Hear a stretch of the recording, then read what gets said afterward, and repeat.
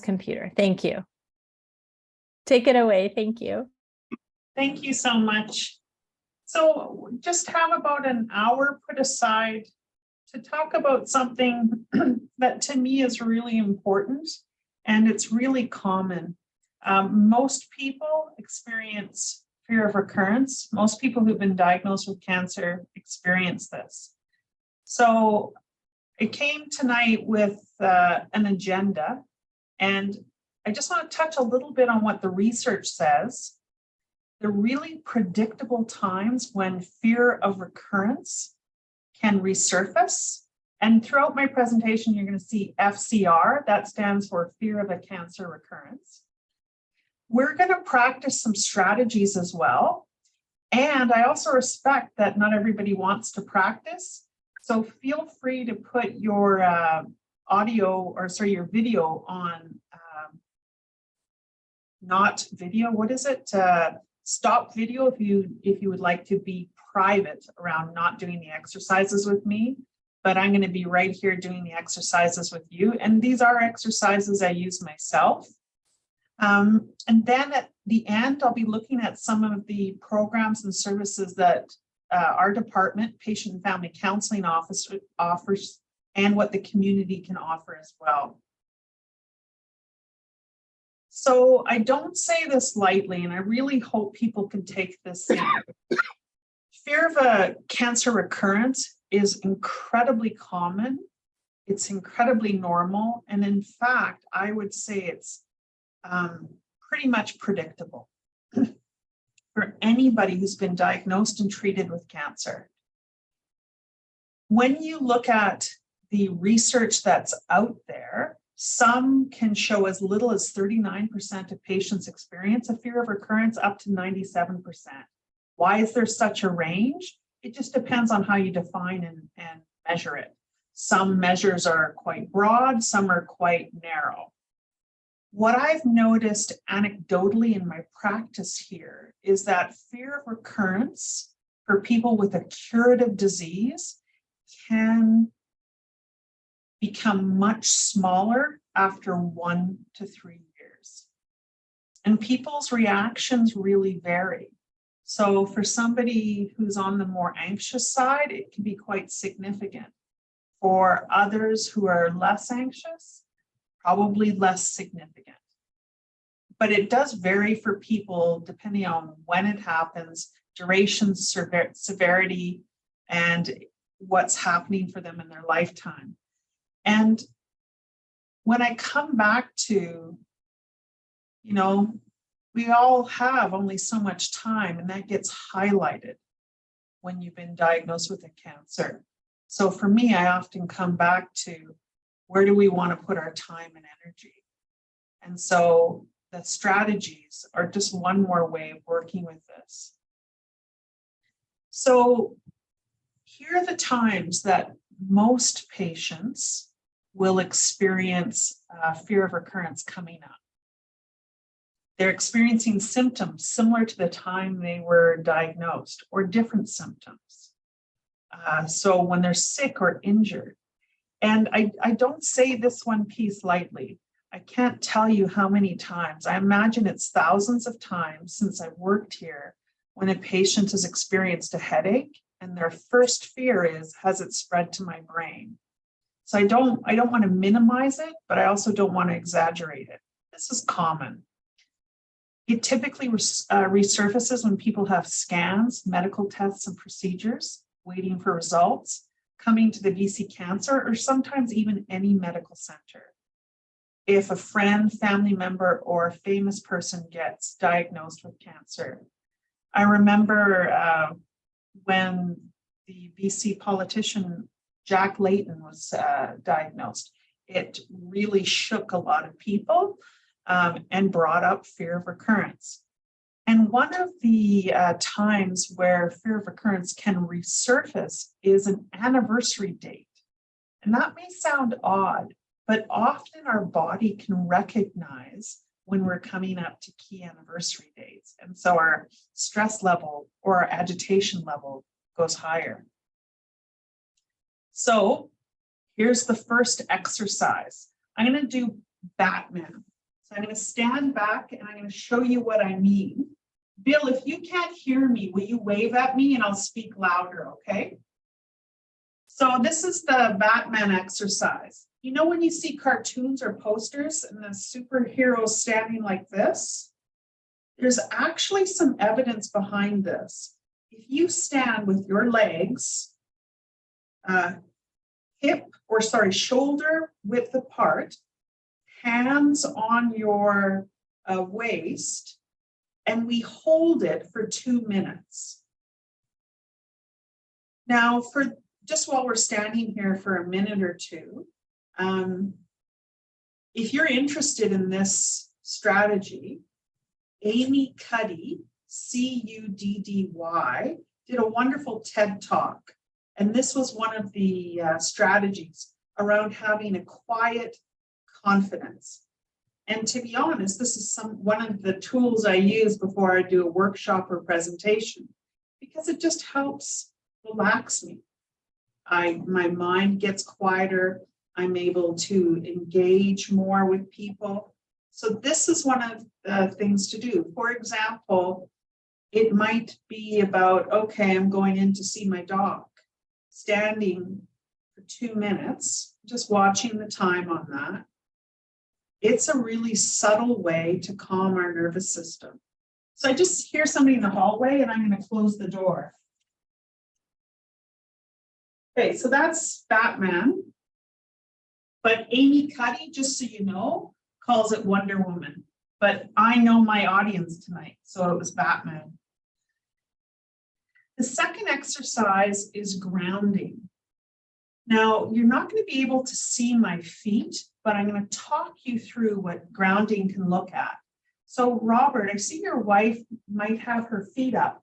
That's fine. Just adapt the exercise. So if you're sitting, like I am, my feet are on the floor, and what I'm going to invite everybody to do is just gently press your heels into the ground. And then slowly rock your feet forward and press the balls of your feet into the ground. And now start rocking your feet back and forth, slowly. And your job as you do this is to focus on the sensations in your feet, to focus on the movement. So I notice I'm wearing these small little boots. I can feel my orthotics. I can feel the material of the boots around my feet. And I can feel that the floor is firm. Now what I'm going to do is I'm going to allow my knees to fall gently open.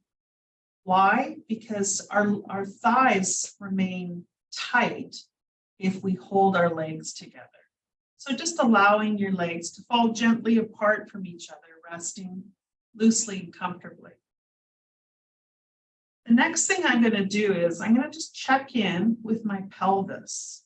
Okay, Marita, are you comfortable? Well, actually, I'm a bit lopsided.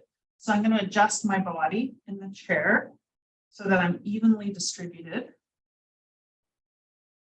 And then I'm going to lean back slightly, back into the chair.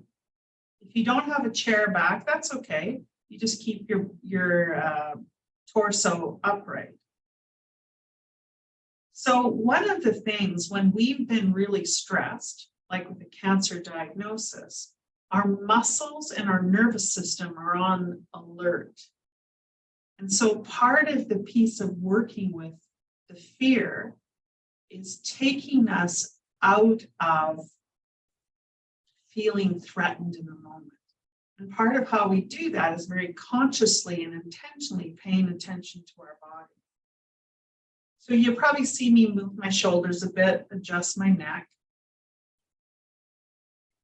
And then I'm slowly putting my hands on my thighs. So I'm wearing a skirt and it's some sort of polyester material, and I'm just rubbing my hands up and down on my thighs. Notice the texture of your pants. Or if you're wearing shorts, notice the texture of your thighs. Notice how when you rub your hands back and forth, your legs and your hands get warm. So if you see what I'm doing, I'm paying attention to the details of the sensations. And what that often does is it brings us here now. Fear of recurrence is often up in a catastrophic future. That's where our thinking is. What we're trying to do is come here now. And typically in the here and now, we're usually okay.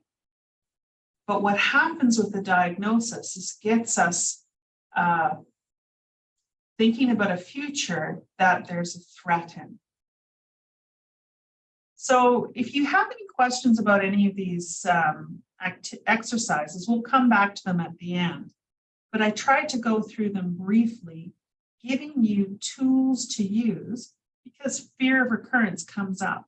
So what are some simple ways we can intervene to disrupt it? So fear of recurrence can come up in part because of the traumatic nature of cancer. Well, what is trauma? It's an experience that involves danger, a threat to your life, and a threat to your body. By definition, that is cancer. A cancer okay, so I said that already. Okay. What happens to us as physical beings, as mammals, is we have a physiological response that includes hormones produced in the body that allow us to take action leading to safety. Now, that's when we talk about things like fight, flight, freeze, fawn. Those are the common nervous system responses. And these hormones and the nervous system response give us an increased strength and energy. And when that energy isn't depleted through our responses to protect ourselves, it can remain in our body and we can experience an ongoing state of agitation. And I think of all the things I've seen and learned from my patients is cancer is a very prolonged experience that happens over months, if not years, especially for a lot of people with prostate cancer. And because we get triggered with different experiences again and again, we can become more stressed, more agitated over time. So we want to reduce this kind of stress response once it's served its purpose. And what we want to do is amplify the relaxation in our body and our mind. And the next 3 points at the bottom there, this is something I'm beginning to experiment with, is this different way of working with the emotion, the thinking, and the physical response when fear of recurrence comes up. So some of the broad strategies we can use are things that discharge that stress, fear, due to movement and exercise. We can do things like soothe ourselves. And one of the things we don't often do is meet the feeling and feel it. And I'm going to give you an exercise and a resource to try at home. But it's a useful one that begins to change our relationship with things like fear of recurrence. So I pulled this from the internet about the sympathetic nervous system. And just notice during your cancer experience, if you experience any of these things, headaches, muscle tension, fast heartbeat, feeling excessively tired, trouble sleeping, upset stomach, irritability or intolerance of others, inability to concentrate, racing thoughts, or hard to turn off your mind. Now, with some of these more prolonged experiences, like a cancer diagnosis and treatment for many people, that's where the racing thoughts kind of feeds into the fear of recurrence. That's what the content is. So now we're going to just do another exercise. Now, a lot of breathing exercises we can't do when we're feeling panicky, but this one is a following your breath kind of exercise. So if you feel comfortable with it, I invite you to turn, just to close your eyes. And what I'm going to do is I'm going to do it along with you, so I won't be looking at you. Is I'm going to invite you to pay attention to your in-breath.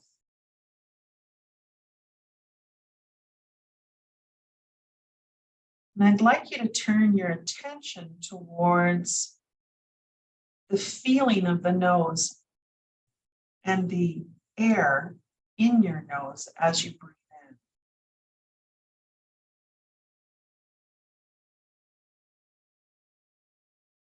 You're noticing the sensations. You're noticing the experience. When I pay attention myself to my in-breath, the first thing I notice is the air as it goes in my nose, it feels a little bit cooler. So consider saying to yourself as you do this, in, cool.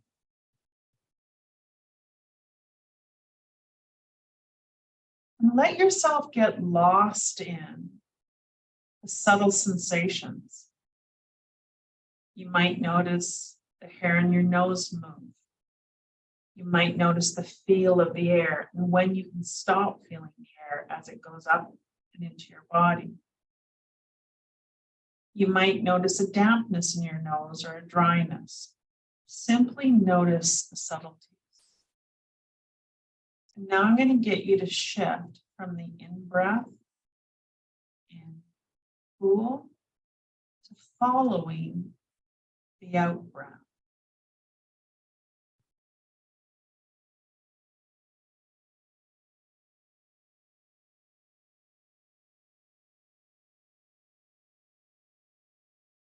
Again, you're noticing the sensations, the experience. I always start here with the temperature.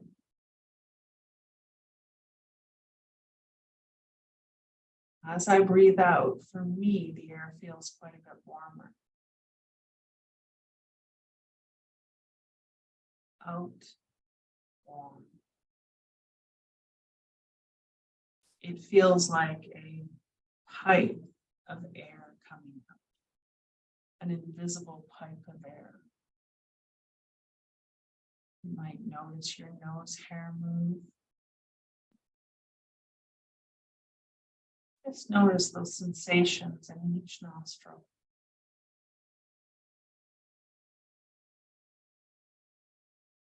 Now I'm just going to invite you to keep your eyes closed. We're going to shift to following the in-breath and the out-breath. And I'm going to repeat the phrases to you, just to help remind you to what to focus on. In, cool, out, warm. In, cool, out, warm. In, cool, out, warm.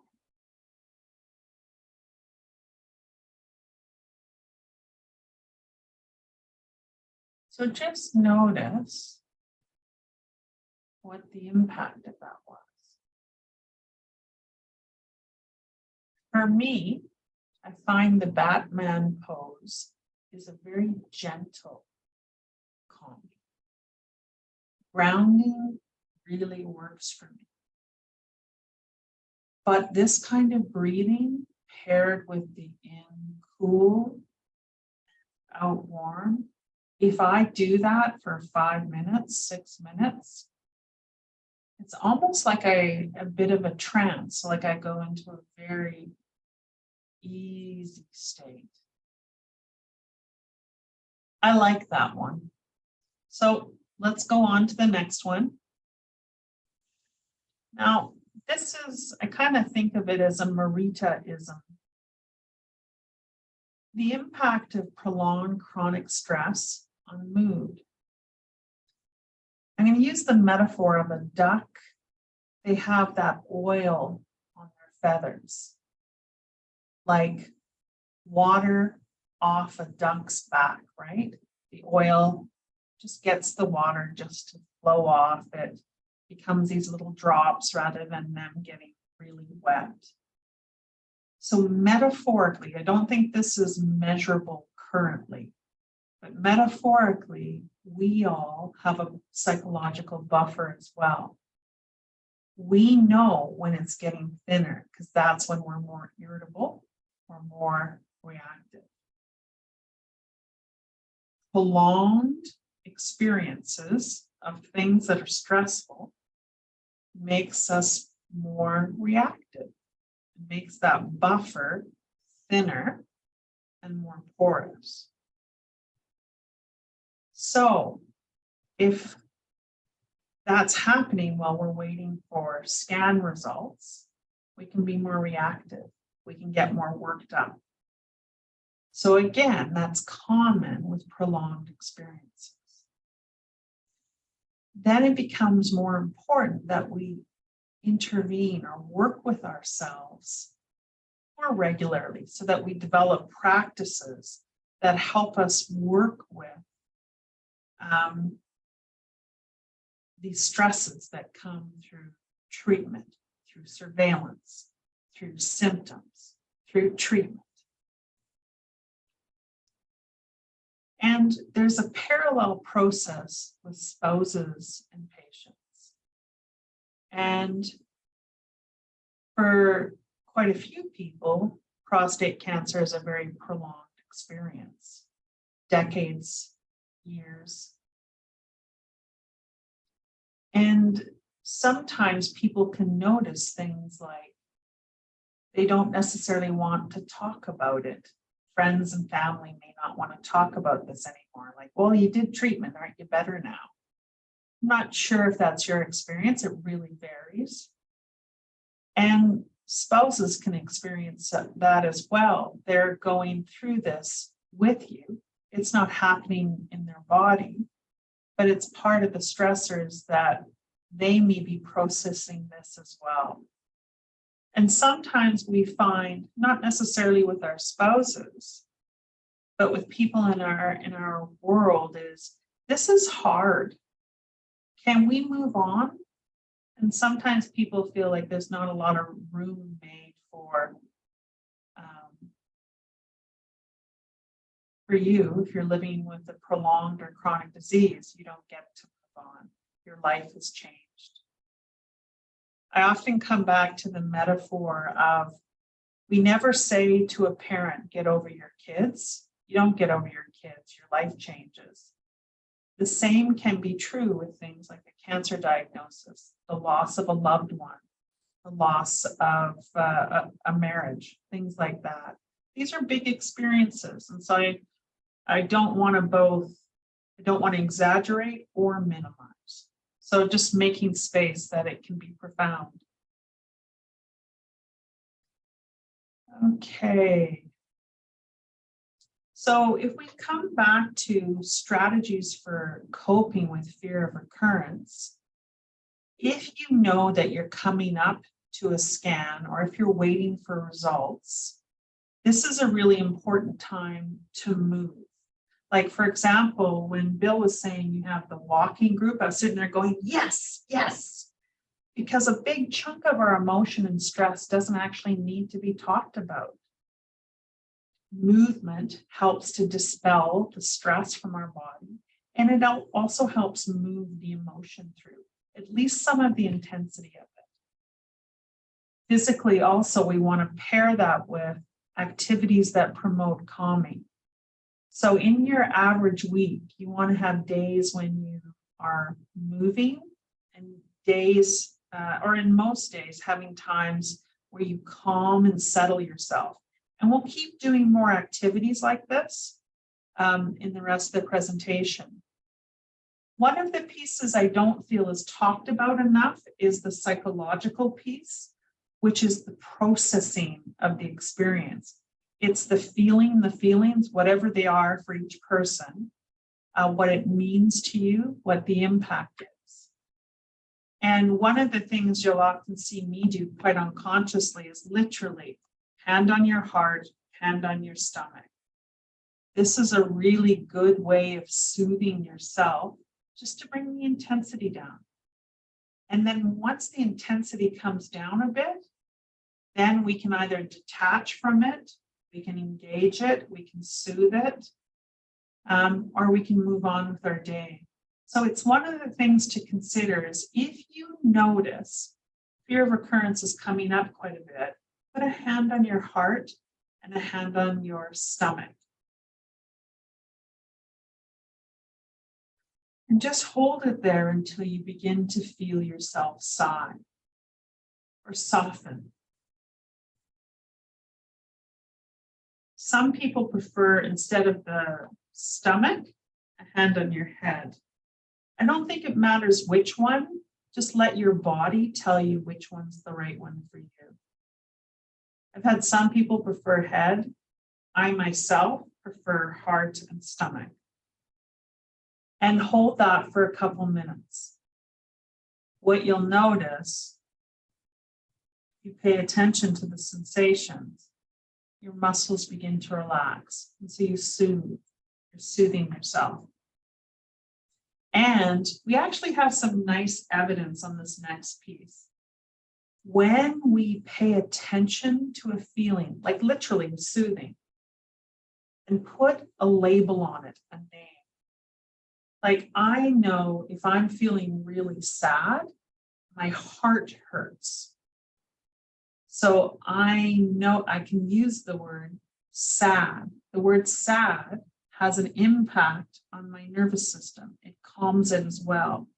So when we can put a name or a label on a feeling, that soothes our nervous system. I think they did some MRIs and it showed that it calmed the amygdala. So paying attention to it, kind of breathing with it, giving it a name, allows the feeling to kind of move through and go. So just think of feelings like a wave, rises and it recedes. However, a lot of us, it can feel uncomfortable and we try to shut it off or push it down or push it away. Another way of working with fear of recurrence is sometimes quite simply to distract yourself. It is a great occasional strategy.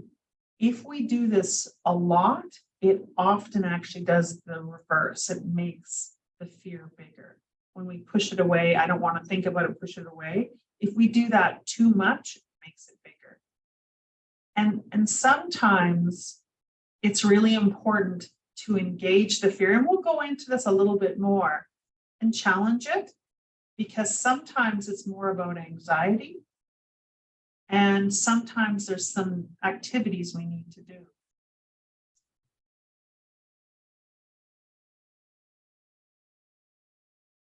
I think part of the processing is adjusting. It's adjusting to, this is what I think it was Biden's medical advisor, the term that he used, called the next normal. We don't live in a world of the new normal anymore. Things happen too fast for that. But it's kind of like when you have kids, you go from being an individual to being a father in a new role that takes up and shapes a lot of your life. So with cancer, you go through this experience of, yeah, I've had this experience. It's been part of what's happened in my body. It's part of what's happened in my world. And for some people, that can be a really tricky place.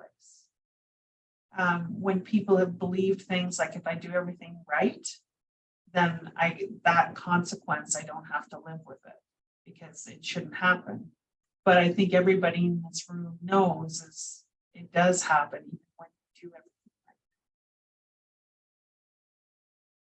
right. And I think one of the things I keep coming back to, it's like I said, the piece around being a parent, there's no going back pre-children.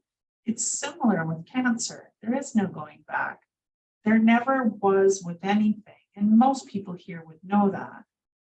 But if you hear yourself saying, I want to go back, that's often the time to begin reflecting on what am I disconnected from? It may be a time you want to see somebody like me or talk it through with other people like this group. Now I'm going to talk you through this quick exercise called bringing your limbs online. When fear of recurrence gets bigger, this is something to do when it's a bit bigger. And what you're doing is you're bringing yourself into your awareness physically, because chances are you're beginning to disconnect from here and now because of the intensity of the feelings. So the first thing I'm going to get you to do is roll your right ankle. Just roll it in 3 circles. Then we're going to shift to the left ankle. Then I'm going to get you to feel your feet on the floor and just kind of squat. And please don't do this if you're not comfortable. That's okay. What I'd like you to do in this squat is feel your calves. Feel the tension in your calves and just focus on that feeling. And stand up and clench your thighs and bottom. And we're going to hold that for the count of 3. 1, 2, 3. Let go. Then we're going to bend. Hold our shins tight. Stand, clench. Release. And I'm counting to 3 in my head.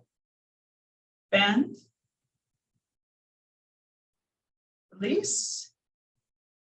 Tighten. Release. And now we're going to do kind of those hip barrel rolls. 1, 2, 3. Now we're going to go the other direction. 1, 2, 3. Then you're going to put a hand on your belly and your chest. Just going to hold that and feel your hands so that you allow your belly to soften. 1, 2, 3. And then we're going to just do some, what are those? Flexing your elbows. And then let's hold it for the count of 3. 1, 2, 3. Then you're going to take your hands. You're going to run your fingertips over your palms. Then we're going to roll our wrists. And then we're going to scrunch our face for the count of 3. Release. Hold your shoulders up to your ears. 1, 2, 3. Now, what this does is it connects through movement the neurons in your brain to the part of your body that you're moving. And what that does when we've gone through fear in a significant way, when we're really up in that fear, it brings us back to the moment in a way that we're more calm or more here in the room. So we practice grounding, we practice Batman, we've practiced breathing, we practice limbs online. Walking, exercise, and movement is really good. It discharges the stress and it helps some of the energy of the motion to be released. And at the end, We'll see if anybody has some physical strategies that they use that are helpful. With the mind, we're going to do some orienting in one moment. But one of the problem-solving strategies around meeting the emotion is asking the question sometimes, will doing this, will it help? It's a different way of working with our thinking, asking questions like, where's my scope of influence here? Is what I'm thinking and afraid of, was it ever true? What steps can I take? Some people use the Socratic thinking. The 5-question check-in. Now, I'm expecting that everybody will have access to this PowerPoint through the website or through Bill. But here's the 5-question check-in. This is a really good exercise to use, especially after treatment. What I find it helps you do is connect with your thinking, with your feelings, what's happening with your body, and some really helpful things to focus on, like connections between people and things that make you feel peaceful. Because when we highlight those things, it makes them more easy to remember. And then we'll also ask at the end any thoughts from the audience about things they do, these mental strategies that are helpful. And then I've put 7 strategies for working with fear of recurrence mentally. They're right there for you, so you're just welcome to read through those later. But one of the ones I'd like to highlight for you is there's a wonderful website called PalouseMindfulness.com. It is a free 8-week online course in mindfulness. It's the work of John Kabat-Zinn. It has a full curriculum. There are videos, articles, daily practices, and informal practices. And even the practices are pre-recorded on the website. So this is here for those of you that are interested. And it's not live time, it's self-directed. So that's another real plus. Now let's just do a quick exercise of orienting. And this is often used with trauma survivors as a way to work with high distress.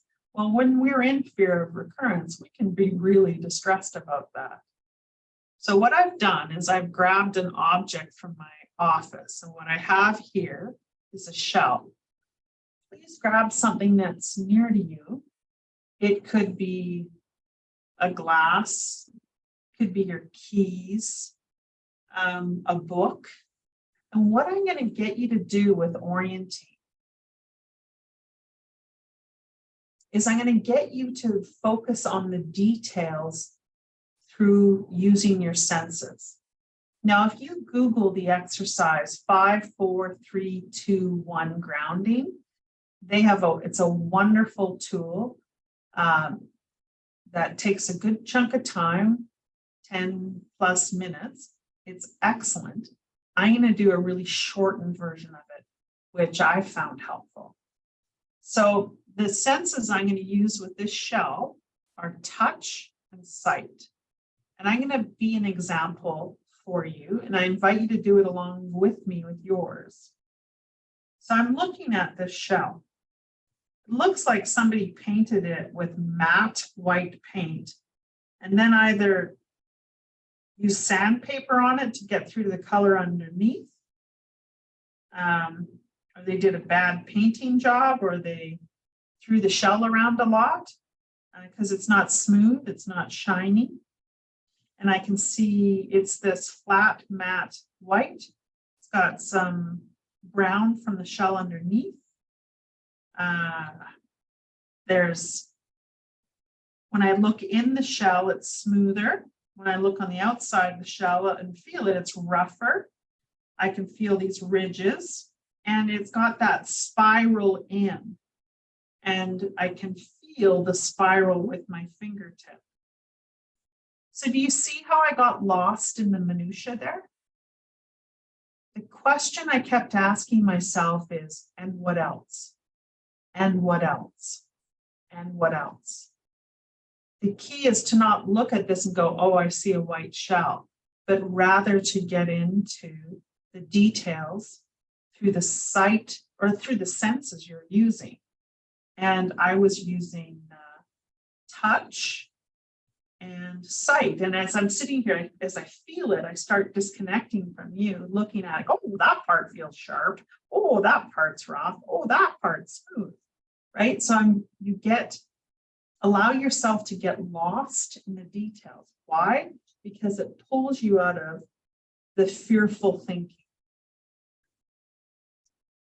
Now, I'm going to give you some information about a strategy to work with at home. We won't actually be able to practice it today.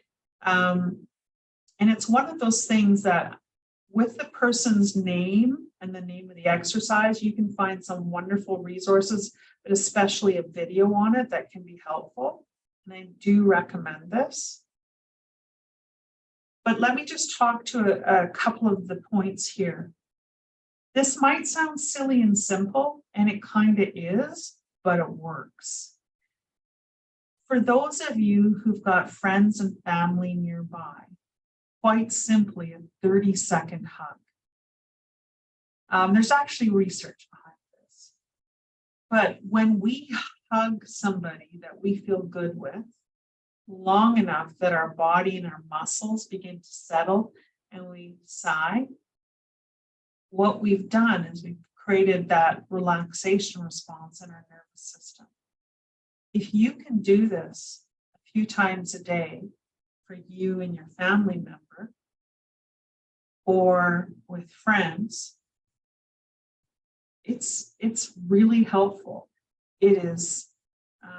It calms our system down. And like, say, for example, it's you and your spouse at home. You don't let go of them until they tell you, yeah, my muscles have let go. So you hang on to each other until your muscles kind of let go. I think one of the things that's important, especially about a group like this, and I'm so glad you guys are here, is when you talk to people who get it, there's a lived experience, a wisdom that comes from that. I don't have a prostate. I don't know what it's like to go through the treatment and the impact you have. I can pull from what my patients tell me, but nobody has the lived experience than the people in this room. So when we can talk about people who've been there, done that, and get it, that validation is also deeply calming. The other pieces there, I've got the number for Cancer Connect. That's one of the resources. When I come back to this, the big thing I would encourage people to kind of take away from our time together is emotions are useful. They are information that we feel in our body. They're information about our needs, meaning, values. They motivate our behavior. For example, with anger, stop it, right? It gives us energy. They organize us for action. They tell us how we're doing in our relationships, whether things are going our way or not. And things like sadness on our faces are signals to our people. This is useful. And this is kind of about the next slide, but if you Google Tara Brock, your name is spelt there, and the word rain, it's a framework for turning towards the emotion. Now, I'm not asking people to do this every day, but think about doing this occasionally in your week, maybe once. A way of listening to, giving space for the meaning, the information, the needs that's going through you.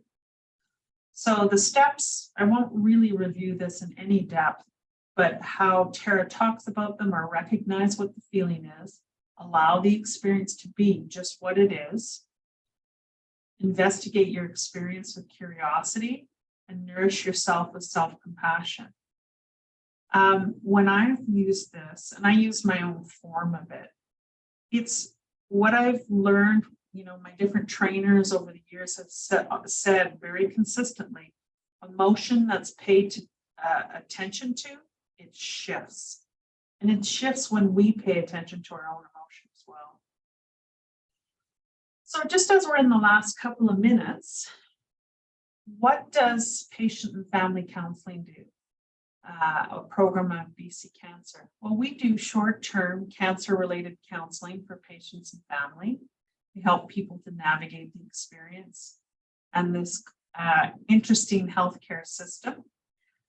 We provide information referrals to community programs such as Island Prostate Center, provide information assistance with financial programs. One of the really special things that we offer is the virtual relaxation group. I can't recommend this highly enough. It's Tuesdays and Thursdays. The poster there is about how you can get yourself registered, and they'll send you the Zoom invite. But it's a provincial program where we have a music therapist and a counselor working together. The counselor guides you through a body scan. And for a lot of people, it's one of the few times in a week where they can really relax. Some people go twice a week, some people only as they can, but it's useful. Your spouse can go without you, attend together through Zoom. It's not in person, it's only through Zoom. Sometimes there can be 15 plus people there. Our website, I'd like you to know that there's a bunch of different programs. For example, we have an art therapist who does groups through Zoom. We have a vocational rehab counselor for the people who go back to work, a spiritual health counselor. And we also have a counselor who speaks Mandarin and Cantonese. So she offers cancer care in those languages. This is, I think it's an underused section of our website, and it's actually quite helpful.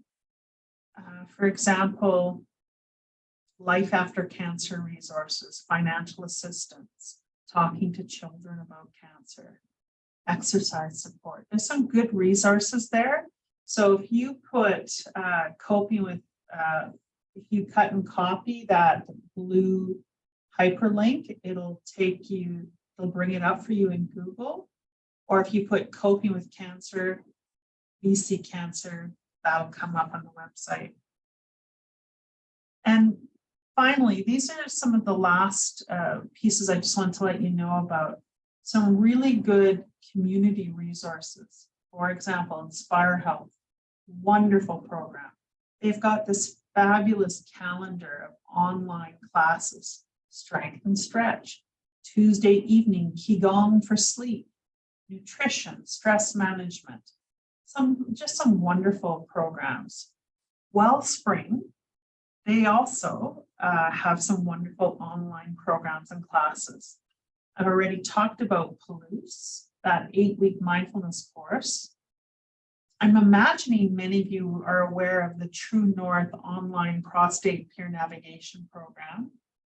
And then Cancer Connection is Canadian Cancer Society, and they have some forums and online peer support.